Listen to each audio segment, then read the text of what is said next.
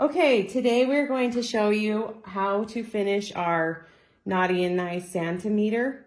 And these are all the pieces that will come in your kit. Some of the time the kit will come with the extra pieces in here. You'll just need to pop them out. That's just for shipping purposes to help them so they have a little bit of extra security while they're getting shipped. Same thing as these. They'll just need to have the little centers popped out. Just use a little toothpick or something to push them out. So here are your gears. These little tiny pieces are critical to keep these. Do not throw them away. Keep all these pieces. You'll have 2 spacer pieces, and you might get 2 lefts in your kit because we didn't know there was a left and a right. If that's the case, just flip this one around and just match it on these score lines right here. So after you match those on your score lines, you can glue them on and then paint them, or paint them after. So glue these on before you do anything.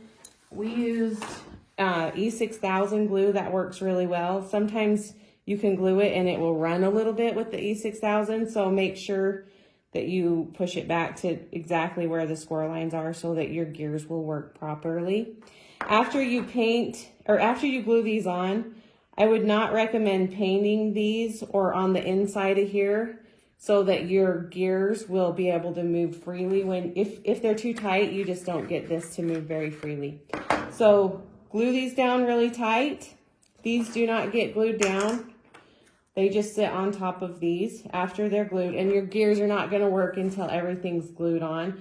And I would recommend using E6000, or if you have good hot glue or good wood glue, any of those will work.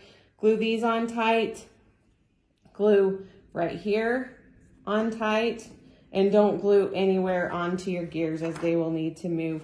And then this is just your base. So if you have any questions, just make sure you do not lose these little pieces to your kit. Thank you.